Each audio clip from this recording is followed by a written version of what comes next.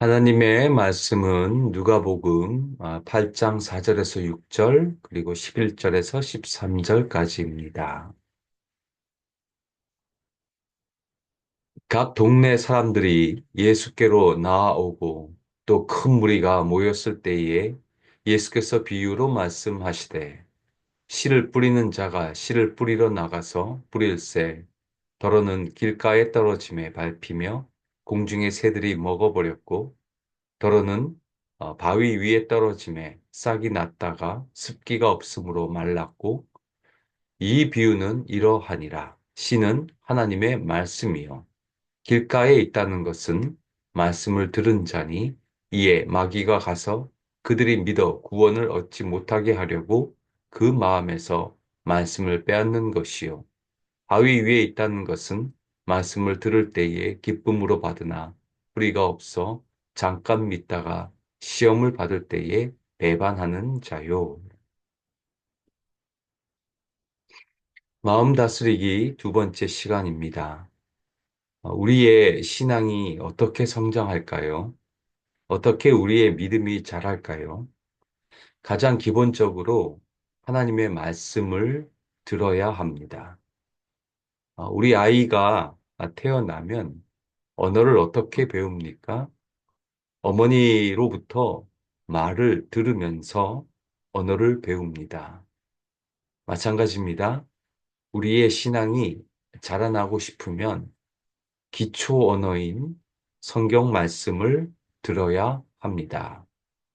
그래서 믿음은 들음에서 나며 라고 말하는 이유이고 구약에서도 소위 쉐마라고 부르는 교육 대헌장이 있습니다. 신명기 6장 4절에 나오는데 제일 첫 말씀이 뭐냐? 이스라엘아 들으라입니다. 영어는 들으라가 가장 먼저 나옵니다. 그만큼 듣는 것이 가장 중요한 우리 신앙의 기본기입니다. 그런데 하나님의 말씀을 들을 때 어떻게 들어야 할까요? 듣는다고 해서 다 듣는 것이 아닙니다. 마치 제가 설교할 때 여러분이 어떻게 반응하며 듣느냐는 것입니다. 우리가 하나님의 말씀을 이렇게 듣고 반응하는가에 따라, 어떻게 듣고 반응하는가에 따라 우리 신앙의 성공과 실패가 결정됩니다. 오늘 읽은 씨 뿌리는 자의 비유의 말씀을 보면 하나님 말씀을 들을 때 다양하게 반응하는 네 부류의 사람들 혹은 네 부류의 마음들이 소개됩니다. 오늘은 먼저 하나님 말씀에 제대로 반응하지 않는 두 부류의 사람들의 반응들을 살펴볼 텐데 혹시 내가 나의 마음이 이 두 부류의 사람들에 속하지 않는지 스스로 한번 점검해 보는 시간이 되시기를 원합니다. 먼저 하나님 말씀에 전혀 반응하지 않는 그 길가에 있는 사람들의 모습을 한번 보겠습니다. 첫 번째 부류의 사람은 5절에 나옵니다. 씨를 뿌리러 나가서 뿌릴새 더러는 길가에 떨어지매. 여러분 11절을 보시면 씨는 하나님의 말씀이라고 말합니다. 하나님의 말씀인 씨가 길가에 떨어집니다. 화면 보시면 길가는 아예 밭이 아닙니다. 아, 밭에 뿌려져야 할 씨가 밭에 뿌려져야 씨가 자랄 텐데 길가에 뿌려졌다는 것은 자랄 기회조차 없다는 말입니다. 길가와 같은 마음을 가진 사람이 어떤 사람이냐? 12절에 소개되는데 이 사람은 아예 신앙에 관심이 없는 사람을 말합니다. 특이한 점은 12절을 보시면 길가에 있다는 것은 말씀을 들은 자니 그래도 말씀은 듣습니다. 그런데 그 말씀이 내 삶과는 별개의 문제입니다. 하나님의 말씀은 전혀 매력적이지도 않고 숙고할 가치도 없다고 생각해서 한 귀로 듣고 한 귀로 흘러 내보냅니다. 말씀은 듣지만 적대적으로 반응하고 거부합니다. 그런데 왜 그런가? 그 원인을 오늘 말씀은 정확하게 이야기해 줍니다. 자, 12절 보시면 길가에 있다는 것은 말씀을 들은 자니 이에 마귀가 가서 그들이 믿어 구원을 얻지 못하게 하려고 말씀을 그 마음에서 빼앗는 것이요. 왜 전혀 관심이 없다고요? 마귀가 그 사람의 마음에서 말씀을 빼앗아 갑니다. 듣고 믿어야 하는데 믿음으로 나아가서 구원을 받아야 하는데 들은 말씀이 믿음으로 가지 못하게 그 하나님의 말씀을 마음에서 자꾸 빼앗아 갑니다. 새가 와서 씨를 먹어버립니다. 말씀을 듣고 믿음으로 한 발짝 나아가야 하는데 아예 그 기회조차 빼앗깁니다. 누가 이렇게 한다가요? 마귀가 한다는 것입니다. 여러분 가운데 내가 왜 믿어지지 않는가? 교회에 나오는데 내가 왜 신앙생활에 관심조차 없는가? 내가 왜 자꾸 말씀에 거부 반응을 일어나는가? 그것의 결정적 원인은 악한 세력이라는 것입니다. 바로 마귀짓이라는 것입니다. 여러분이 예수님을 믿게 되는데 세상의 마귀, 세상의 신인 마귀가 가만히 있겠습니까? 어떻게 해서든지 믿지 않게끔 하고 갖은 수단을 동원해서 방해합니다. 그러니 이것이 영적 전쟁임을 알아야 합니다. 마귀는 여러분의 말씀을 들어 믿음 갖지 못하게 최선을 다합니다. 그래서 고린도후서 3장, 4장 3절, 4절 말씀을 보십시오.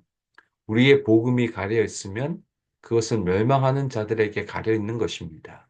그들의 경우를 두고 말하면 이 세상의 신이 믿지 않는 자들의 마음을 어둡게 하여서 하나님의 형상이신 그리스도의 영광을 선포하는 복음의 빛을 보지 못하게 한 것입니다. 세상의 신 마귀가 어떻게 해서든 마음을 어둡게 하고 혼미하게 해서 복음의 말씀을 듣지 못하게 합니다. 어떻게 해서든지 말씀을 들어도 믿음으로 나아가지 못하게 방해합니다. 그래서 마귀가 어떻게 하기를 원하는가? 완전히 마음의 문을 닫게 만듭니다. 완전히 고착화시켜 버립니다. 완전히 잘못된 사고와 가치관을 형성하게끔 합니다. 그래서 뭐라고 이야기해도 자신의 생각을 내려놓지 못합니다. 이게 정말 무서운 일인 줄 아셔야 합니다. 그래서 우리가 믿게 되고 믿음의 세계로 나아가게 된 것, 예수를 믿게 된 것은 정말 하나님의 은혜 중에 은혜인 줄 아십시오. 믿으려 해도 안 믿어집니다. 그래서 구약은 이렇게 고착화된 마음, 견고한 진과 같은 마음을 묵은 땅이라고 이야기합니다. 아무런 기경도 안 하고 오랫동안 묵혀두고 방치해둔 땅을 말합니다. 그래서 호세아 선지자가 이런 묵은 땅을 어떻게 하라고 말합니까? 호세아 10장 12절 너희 묵은 땅을 기경하라. 지금이 곧 여호와를 찾을 때니 마침내 여호와께서 오사 공의를 비처럼 너희에게 내리시리라. 묵은 땅을 기경하라, 갈아엎으라고 말합니다. 어떻게 갈아엎을까요? 그 다음 말씀 보십시오. 지금이 곧 여호와를 찾을 때니. 여러분, 다음이라고 하는 기회가 없습니다. 지금, 지금 여호와를 찾아야 합니다. 하나님의 말씀이 지금 선포될 때 아멘으로 화답하시고 회개의 자리로 나아가시면 됩니다. 여러분, 지금 아니면 기회가 없습니다.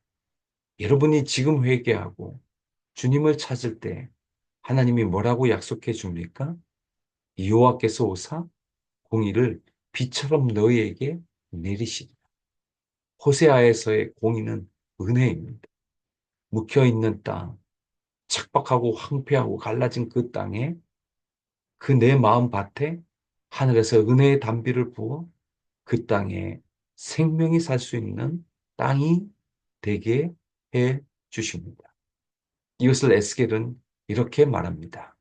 또 새 영을 너희 속에 두고 새 마음을 너희에게 주되 너희 육신에서 굳은 마음을 제거하고 부드러운 마음을 줄 것이며 또 내 영을 너희 속에 두어 너희로 내 율례를 행하게 하리니 너희가 내 규례를 지켜 행할지라. 새 영, 새 마음을 주셔서 굳은 마음, 딱딱한 마음을 제거되고 부드러운 마음이 되어 다시 하나님의 규례, 하나님의 말씀을 지켜 반응하게 해 준다고 약속해 주십니다. 할렐루야 아닙니까?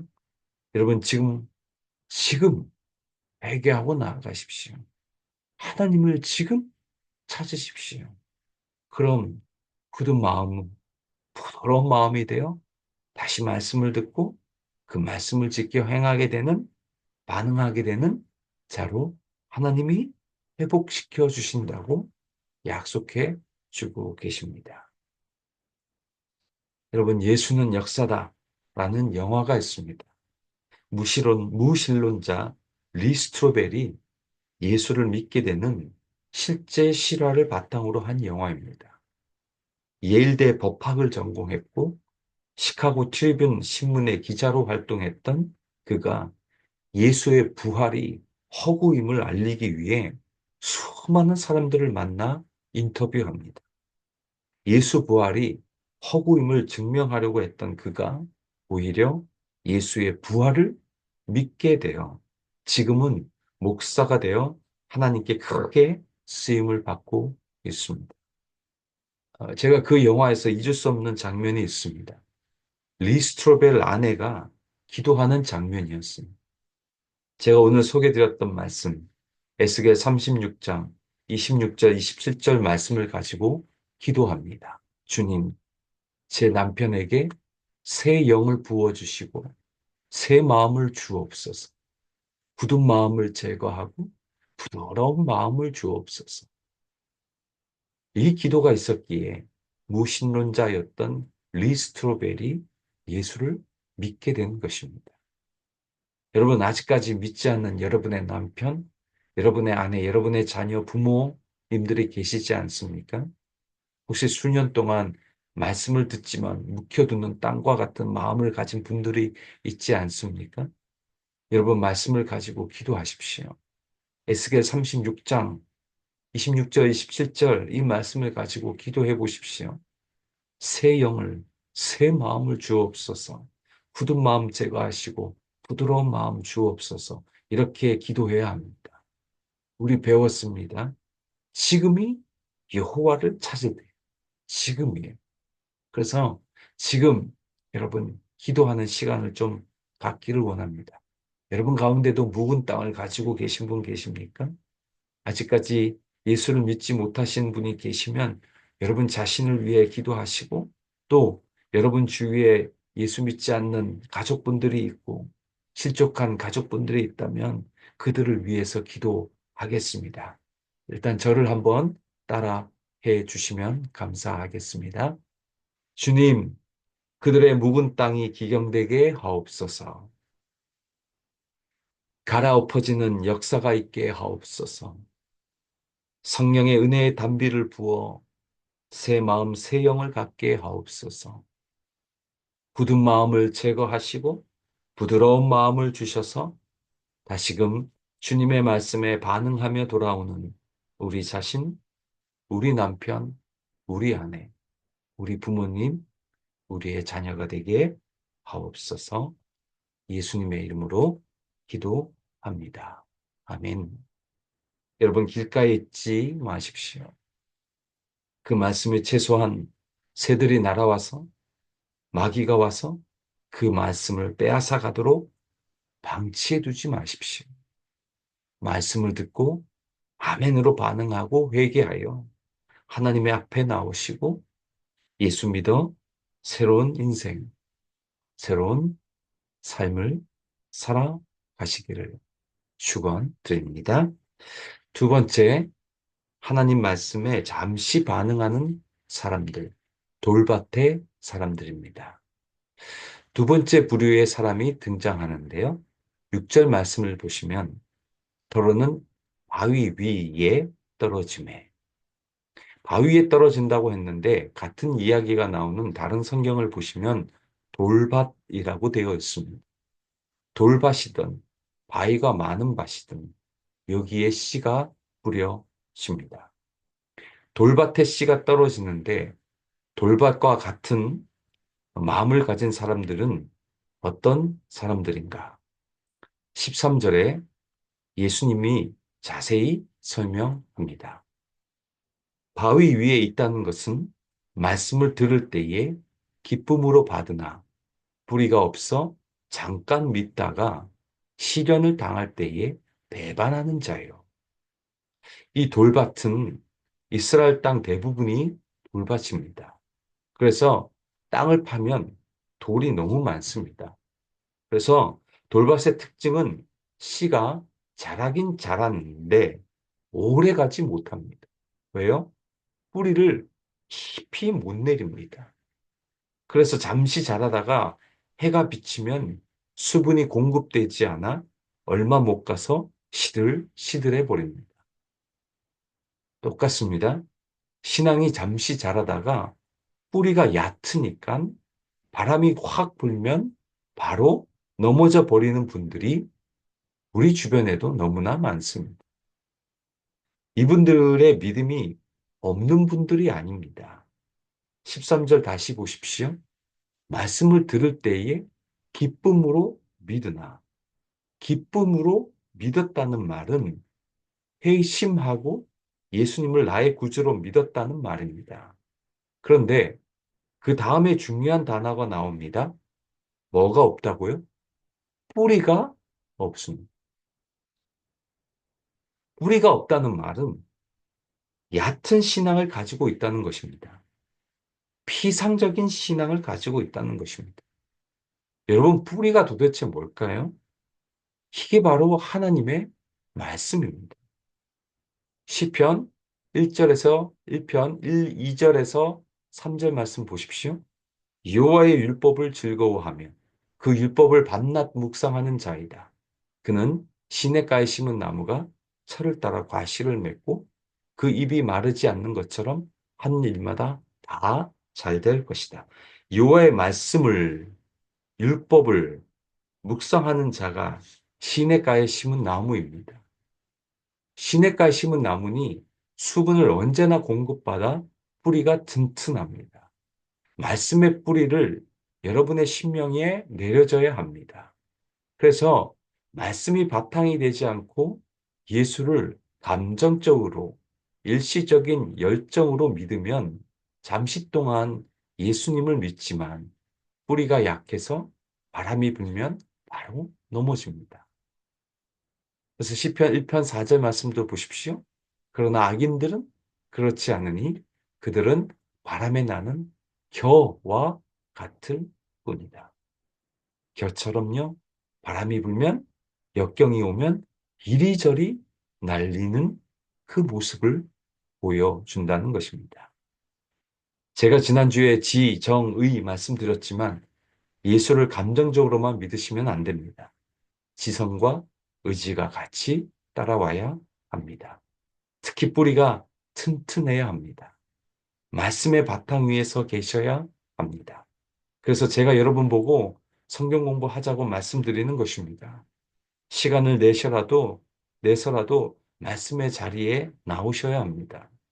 그래야 여러분의 신앙의 뿌리가 깊이 내려지고 그래서 든든한 나무로 성장할 수 있고 그렇게 되면 어떤 고난과 역경이 찾아올 때 바로 넘어지지 않습니다. 시냇가에 심은 나무가 쉽게 넘어지는 것 맞습니까? 바람이 불어도 잘 견뎌냅니다. 여러분, 제발 겨처럼 어려움이 오면 바로 이리저리 바람에 휘날려 버리지 마십시오. 그래서 13절 계속 보세요. 저는 이 13절의 뒷부분이 아주 충격적으로 다가왔는데 소개합니다. 잠깐 믿다가 시련을 당할 때에는 배반하는 자예요. 여러분, 배반하는 자라고 말합니다. 뭘 배반할까요?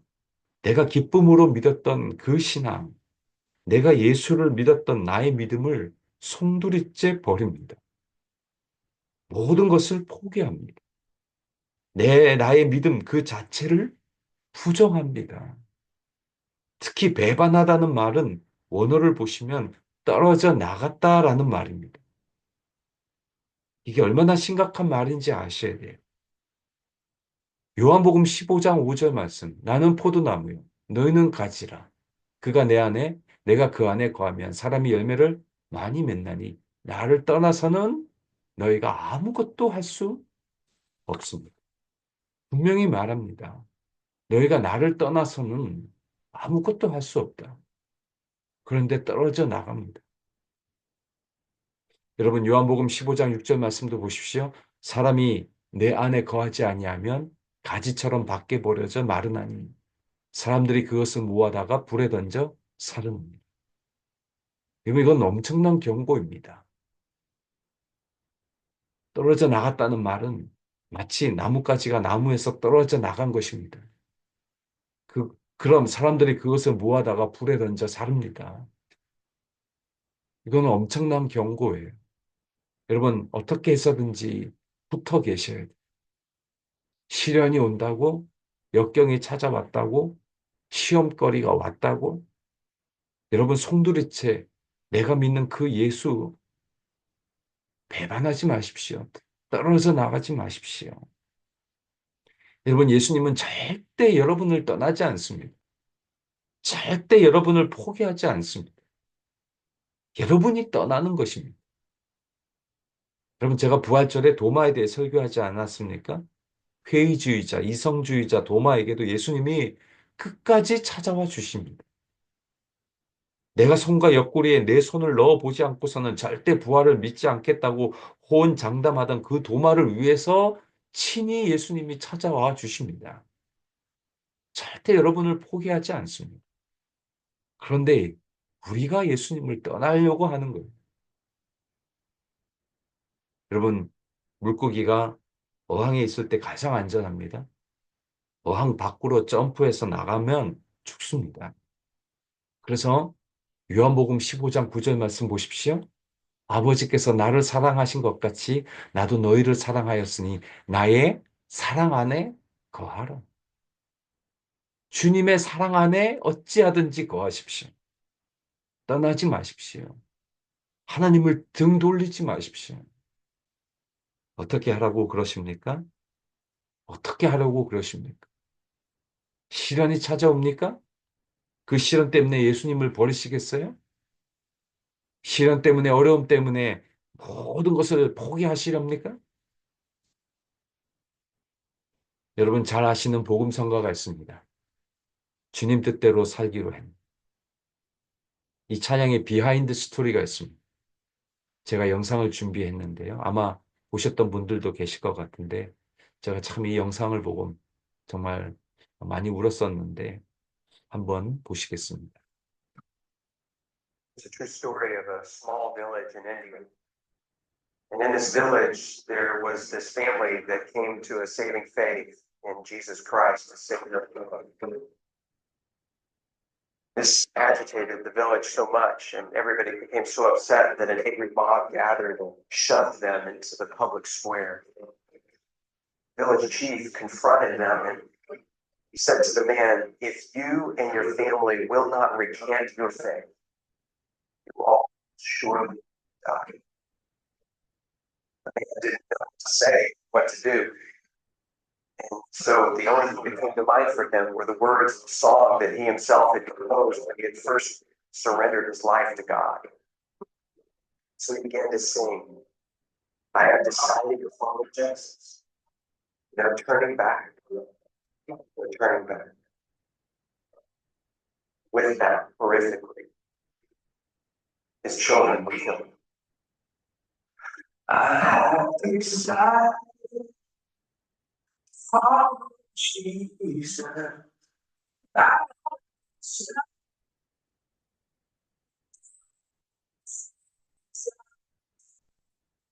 decide for Jesus. No turning back, no turning back.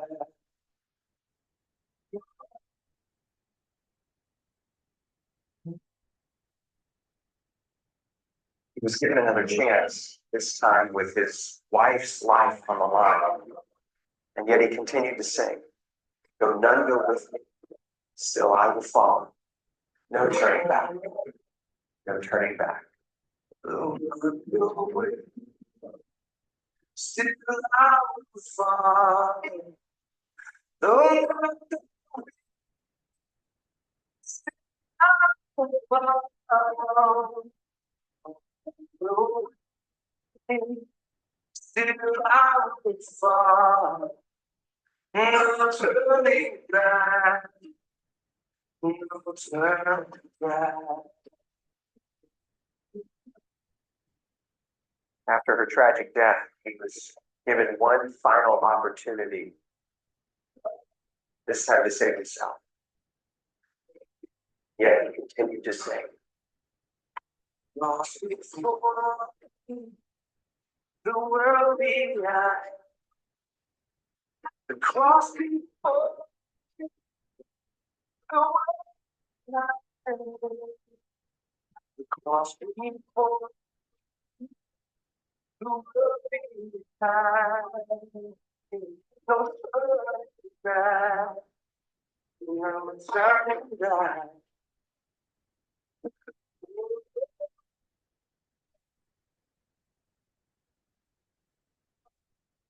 Even though that man and his family died on that day, something remarkable happened. A seed was planted in the heart of that village chief, a seed that began to grow over time, and eventually he called the community together in that very same neighborhood, in that very same square. He renounced his former faith, declared his allegiance to Jesus Christ. And a celebration broke out in that moment, and the gospel began to flourish and to grow in that community, not just in that village, but across the whole region. Because they had seen real faith, and they knew the true character of God because of a family that believed in sacrifice, even under the penalty of death.